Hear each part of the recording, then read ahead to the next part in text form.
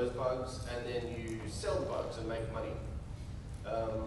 We're going to talk right at the end about to whom you might sell them, how much you might sell them for, which I guess is the interesting bit. Like that's whether it's first of all worthwhile as a business, and secondly whether it's even viable to do as an individual agent.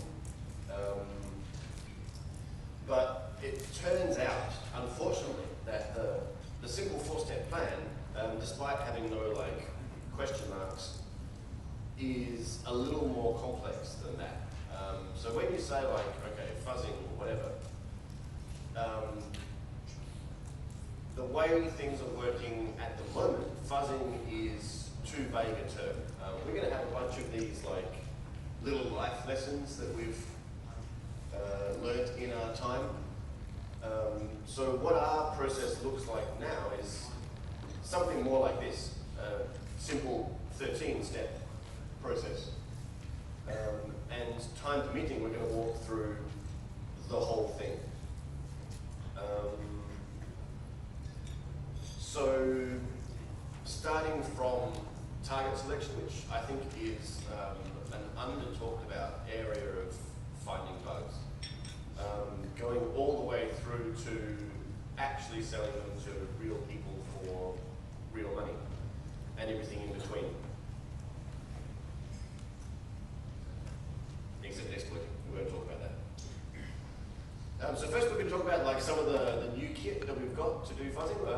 Previously I presented on a whole bunch of bug mining stuff. Our last set of gear was 8 blade servers, each with 2 quad-core Xeons, so 64 cores total.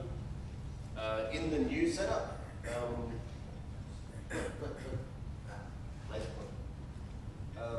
we've got a box which is the box that you use to enter like the bug mine part called Jump. We've got a SAN where we store all our data called Store. And then we've got our general purpose VM hosts. I take it by the absolute lack of laughter that no one reads assembly. That's okay though. There'll be some talks later on SQL injection, I think. Our host file is actually assemblable by NASA. Yeah, we have 144.1.108. Anyway. Yeah, all the IP addresses are actually opcodes for things like not jump EAX. Sort of bullshit. Someone laughed. Awesome. I wish I had a prize. I don't have any prizes. But the main reason that I got 5 boxes was so that I could have it drawn as metal. So these are cool boxes. The 3 general purpose boxes, the VM hosts, are 48 core. They're each quad Optrons. They each have 96 gigs of RAM. Actually, they only have a 60 gig SSD, so they have more RAM than disk, which is kind of cool. We insanely set them up. Well, one of us insanely set them up with a 2 gig swap partition. So it's all like completely fine until you use up your 96 gigs of RAM, and then like you blow past that by 2%, and the whole machine just like panics and dies. But you shouldn't be touching like more than your RAM anyway. The fabric in between them is 20 gig InfiniBand. There's no switch. So if you look at the diagram, these are all, each InfiniBand card actually has 2 connectors on it. And so you can make partially connected fabric without having to have an InfiniBand switch. Because it turns out, like if you wanted to do this with 10 gig Ethernet, first of all it's slower, and secondly, they don't make like a 6-port 10 gig Ethernet. Well, they do, but they're stupid expensive. And even InfiniBand switches are stupid expensive. But it turns out that an InfiniBand switch is just a box with lots of InfiniBand adapters running an operating system. So it has to run the subnet manager. So for this kind of thing, you're better off just directly connecting everything. Basically, we've taken a whole bunch of grid computing techniques and unscaled them, but then applied them to fuzzing kit. I would like to quickly point out that InfiniBand was Ben's genius idea, and it took us 1 hour to get it working, 1 hour to get it in the racks, and then 5 days to get it working again. Look, it worked fine. We had it working completely, unplugged everything, racked it, plugged it back in exactly the same way, all stopped working. For 5 days. But that's, that's reliable. The shared storage, we're using NFS. There are some old people as well. Did anyone at sysadmin in the early 90s, does anyone remember how to configure NFS so it doesn't suck? Because apparently no one does on the internet anymore. Okay, can we talk to you later? We've got bugs that no one has seen in 20 years. The reason we're using NFS is that NFS 4 has acceleration for RDMA, which is a direct, like a native InfiniBand protocol. I don't know why they chose to do this for like NFS rather than pick any of the good clustering file sets they could have done it for, but it actually works quite well. And all the management is scripty. So the big win for us with KVM is that once you have the scripts in place, it's amazingly easy to manage your sets of virtual machines. People that use like ESXi are used to dealing with like 5 machines or 10 machines. We have sets, multiple sets of hundreds of virtual machines, right? And we need to be able to clone those, we need to be able to bring them up, take them down, bring up subsets of them, and ideally do it without a GUI. For that, KVM is awesome. Unfortunately, what we also found was that Linux sucks. The Linux kernel is a pile of poo. Absolutely crap. Which I guess we already knew. We wanted to use OpenSolaris because like it would actually deal well with like having huge core density. But Linux, apt-get. in one word, the reason that Linux is awesome is apt-get repositories. We are incredibly lazy sysadmins because system administration is not our job role. Right? We find bugs. We don't patch them. Right? So all of the support ecosystem for Linux is great. The fact that it's not owned by Oracle and being grounded to dust is awesome. The fact that it falls over very, very rapidly when you do things like put it on a 48-core box. Like the fact that the internal APIs change between subset versions and new versions of drivers that you need to use are written for the wrong version of kernel that you have, and you spend 8 hours trying to fucking patch everything. yeah, 2.6.34, who knew? They silently changed the whole way that sockets work. They just changed core internal kernel structures. They just don't tell anyone. I don't understand how it keeps going as an OS. But anyway, so we eventually talked to the KVM guys. We got a patch for the Linux kernel that worked around some locking issues because no one was doing this KVM stuff on boxes this core dense. So I guess the takeaway is that if you're going to try and do something like this yourself, I would not expect it to be that flawless just yet. We had to do a massive amount of work to get KVM running efficiently. We had to do quite a bit of work to get the InfiniBand stuff running with the latest kernel, at least with the latest InfiniBand code. And it's bleeding edge. Yeah, and it's very, very bleeding edge. If you don't find yourself on IRC channel saying like, I found this issue, has anyone else experienced it? And then going, wow, that's true. Then yeah, you're not really at the bleeding edge. So, we talked about the actual hardware that we're running the stuff on. I don't know if I mentioned that, like it was on the slide, but $140 per VM. We run about 100 VMs per physical host. Like we oversubscribe the cores by 100%. Or if you ran one, it's $280 US dollars. This is per core, which is pretty good. And like we own those cores, we can flog them forever. If we did this with Amazon EC2, when I ran the numbers with the last one, we had payback in 3 months. With the new ones, even quicker than that. So it turns out to be more money efficient to buy the stuff, build it internally, and run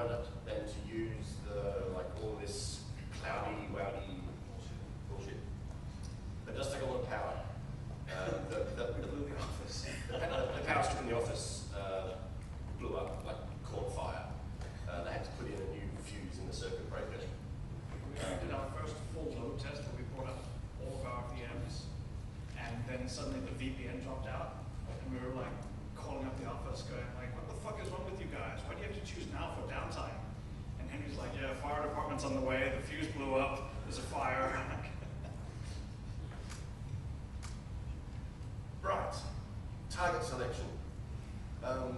For some reason, this is taken as read in a lot of the work that I've seen and a lot of the people that are finding bugs.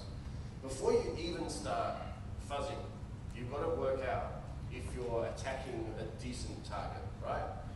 Like, are there bugs in this target? Not only that, how many people are looking for these bugs? Are they findable? When I say, like, do I need special gear? Like, for some stuff, for me, like fuzzing office files or fuzzing reader or fuzzing anything I can open from a command line is very easy. But if I wanted to fuzz, like, say, Silverlight, I'm going to need special tools. Like, I'm going to need stuff where I can inject myself into a browser and hook up and instrument the Silverlight component. Or if I want to do WebKit, then we probably want to, like, pull some of that out and write custom little wrapper apps around it. And the retooling is all time that you have to invest before you can even start. But before any of that, you've got to work out, say I find these bugs, like, are they any good? Like, to test out some repro stuff that I wrote, I reproed a whole bunch of 2007 Office crashes against 2003, and we get awesome bugs. I've got, like, a few heap corruptions, I've got some use after 3 years, like, really nice gear. We can't sell them. They're not worth a warm bucket of spit, right? Because no one's really running 2003 anymore. So the people that buy bugs for real money are like, well, yeah, I can sell them to iDefense for $500, or I could, like, burn them. I want to talk about actually Charlie Miller. Charlie has an amazingly unsophisticated fuzzing rig. He's got basically a whole bunch of machines that he won from Point Own. He uses the least sophisticated case generator ever. He just blats random bytes in random places, right? And yet, he's written 2 books. He's won like 3 Point Owns, and he's one of, like, you know, the hackers. And so target selection is one of, like, a very big part of that. He's going after map bugs where there's no one, and he's going after bugs that he can use to win Point Owns. Also, he's incredibly good at seeing if a bug is exploitable and actually exploiting it. So if you're, like, fuzzing or attacking awesome targets, and if you're a genius, then that makes up for a massive hardware failure. So the importance of this step and the last step really can't be underestimated, in my opinion.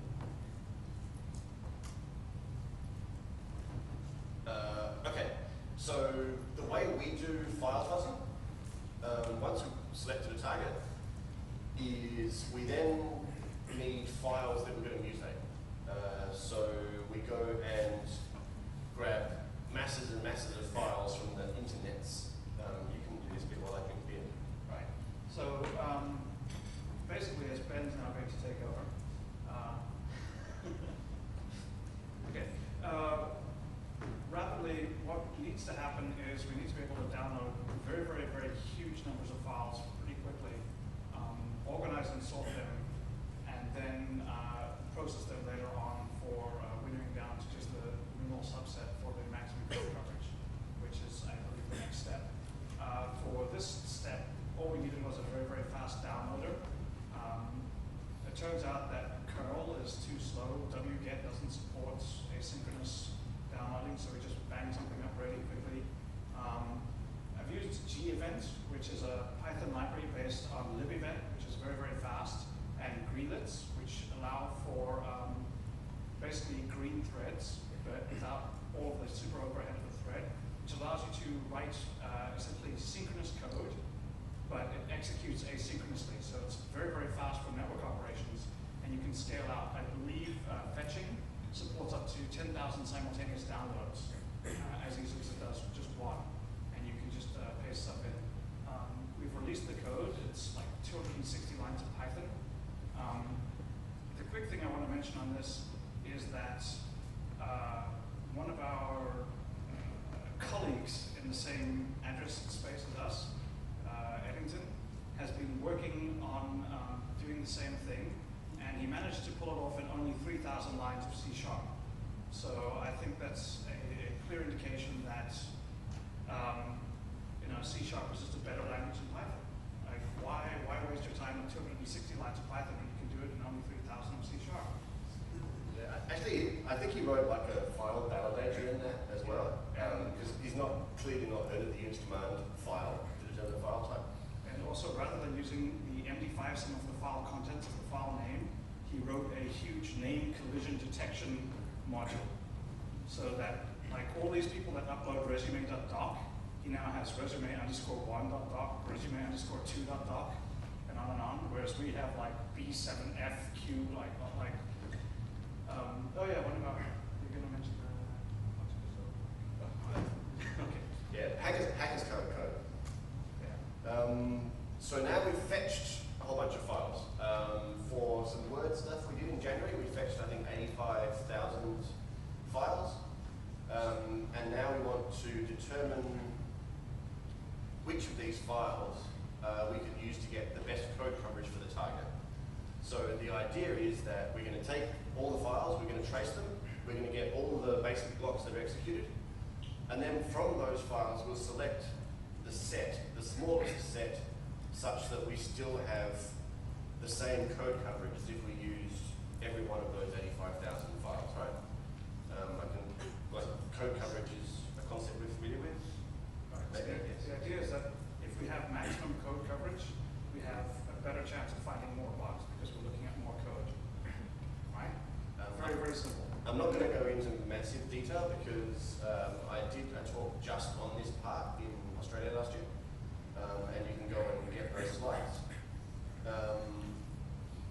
If you're going to do tracing, ignoring Ryan for a minute because his tool actually isn't released and apparently doesn't even support disassembly.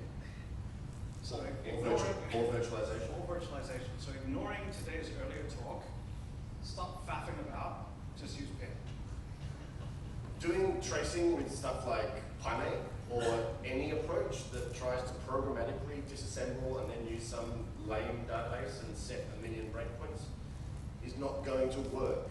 People have been trying to make it work for 6 years and asserting that it works by running Minesweeper, but it doesn't work. Like, learn C++ already, it's not that hard. Says the man who doesn't actually code any of the C++. I could, I just make you do it. So we released this, cctrace.dll. It's available in source and object form. I wouldn't necessarily use the object code unless you really trust the product. Although actually, he doesn't know anything about Windows, so the odds of him writing it I spawned the system rm minus rm/star, and it doesn't work. So. It'll get all basic blocks in the executable, even dynamic code or code that's running on a heap or JIT code or whatever. We have to trace them all and then whitelist, because say you only want to see blocks in mso.dll or www.dll. If you're not tracing the whole program, you don't get a call that's coming in from somewhere else, right? Well, you don't know where it came from.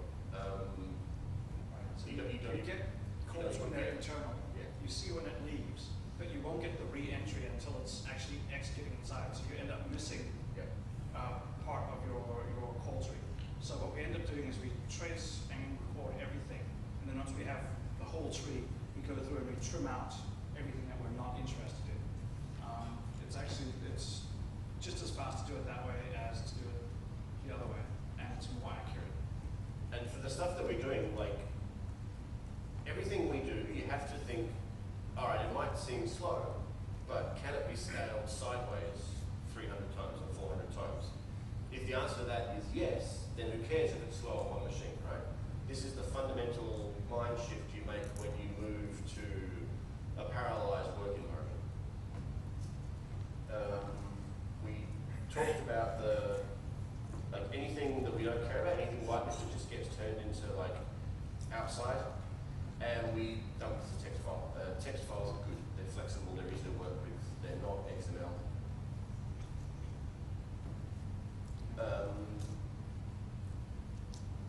So 5 minutes-ish, maybe to trace a document opening Word.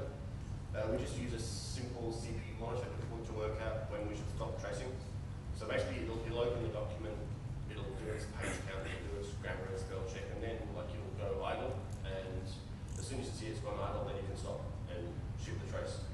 One of the funny things we found is while we were tracing these 85,000 files, we actually had something like over 100 crashes just from regular documents we downloaded off the interwebs. Yeah. Even before we started our fuzzing run, we were finding bugs. Oh, and also like some of the machines just stopped, and I VNC'd in to see what's wrong, and it's like contacting some server in Russia to download additional content. I was like, that's not good. I should probably turn off the internet access now. It's stable. Again, like hackers can't code, but I'm not a hacker, I'm a coder. we can bit. And you can get it from the GitHub, or I believe from the coding website. Am I having a stroke or are the lights changing? Stroke, okay. Wow, all is needed. Okay. So again, I'm not going to talk about this, like how we actually do the template selection. I love this image. This is like the modern computer science shelf in the bookshop. It does involve some small amount of comp sci, which I won't inflict upon you this time. But we use a couple of set cover algorithms to reduce the set, all the blocks that are covered by each file. We reduce to the minimum number of files with the same coverage as all of them. So for 85,000 files, that reduced to like 2,200, I believe. The coverage that we're getting is actually really bad. Like I think there were 5 million ish. There's roughly 5 million basic blocks in Word 2007. We cover 500,000. Yeah.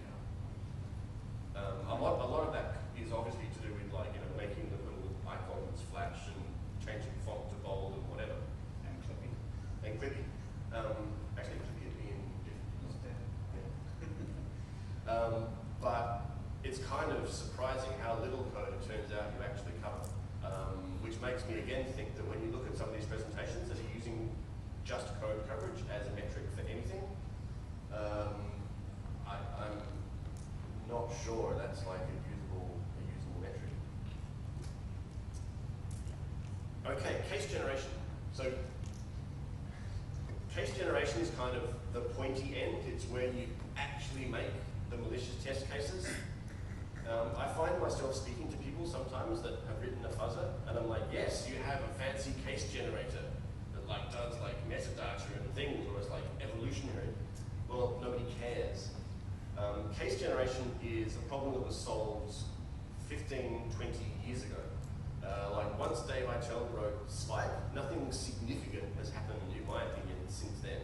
I've got my own case generator. It uses fancy metadata. It uses a DSL and lets you like define simple structure defs and then fuzzes directly off those.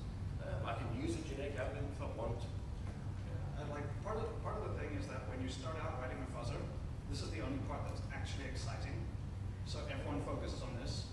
All the other stuff is actually very, very boring plumbing and logistic work, which sadly enough we now find very exciting because we're scaling it up to very large values. But when you start out, it's like, great, I'm going to write a text file processor that will keep track of every time I've seen a number. And it's like, okay, now I'm going to write a channel that will allow me to send messages. Like all of that stuff is very, very dull. But case generation, that makes things go boom, exciting. Right? So if you're sitting there thinking, all right, I'm going to attack this target, and the first thing you think about is what kind of test cases you're going to make, wrong. Fail. The first thing you need to think about is how do I deliver, how do I instrument? By the way, none of that applies if you've got Sage. So if any Microsoft guys would like to give us access to Sage, that would be like gratefully received. Delivery, I don't know how much I've got on this. Oh. Flexibility, reliability, scalability. So again, this goes back to Hackers Can't Code. I remember back when Sully was released, they were bragging that, like, yeah, you could even leave this running for the whole weekend, which is disastrously unimpressive to me. We're talking about fuzz runs where we have the thing running for literally months at a time. It needs to be completely stable, it needs to be memory leak free, and we need to be guaranteed that we don't miss anything. But also it needs to scale sideways with as little loss of speed as possible. And this stuff doesn't happen by accident. You need to architect your whole system from the ground up if you want it to have any chance of scaling out to these kinds of numbers. Like the first proof of concept code I wrote, I moved it over to like a multi-machine virtualized environment, and you just start finding races, you start finding collisions, you start finding bottlenecks you didn't know you had. So it's, a long and sometimes painful process. This is just straightforward software architecture, right? Like it's got nothing to do with hacking, and that's basically why hackers fail at writing good fuzzers. Which makes us frauds, right? How did these developers get into a security conference? Yeah, exactly. Like all these people make fun of developers for like, you can't write a 100,000 line program without having a few bugs in it, therefore I'm better than you. Yeah, it's like when we look at the 10,000 line programs written by these hackers and they can't run for longer than a weekend, they should be embarrassed. Sorry, quick one. Hey, Stefan, can you get me another beer? No, like I'm thirsty now, not in 5 minutes. One of the moderately awesome ideas I had at some point was these tag files. As we create a file, from its birth, we keep track of information from the producer, the thing that created this test case. We track the CRC32. I don't use anything more stringent than CRC32 because there are so many at this point. The timestamps and information, any special options, the extension, like this is a document file. Then this is once it gets to the actual fuzz block, then we track it, then it causes a crash, at which time first we make sure that the CRC32 matches. Now, I don't want to know the embarrassing story about why we have that in there. Now it's a crash, so we keep an MD5. But what it amounts to is basically a chain of custody for the test from its birth all the way through to verify that that's the file that was delivered, that it wasn't changed en route. If that file caused a crash, that the crash information is reliably delivered back. We can data mine on this, for example, if we've got some options which affect the production. We can data mine our crashes to find out which options are more effective. But the key thing is that we know that nothing went wrong. Because when you're dealing with crashes that suddenly don't repro, you go a bit crazy and paranoid, right? And you're like, well, what's going on? Like, do I have some kind of transmission bug such that the file was, like it caused a crash, but then we didn't send the correct file? Do I have a bug whereby, I don't know, I'm sending back the wrong file, or the file before, or the file after? It costs nothing to do, and it's incredibly useful. Like, you've got to remember that we're used to dealing with volumes of crashes in the tens or hundreds of thousands.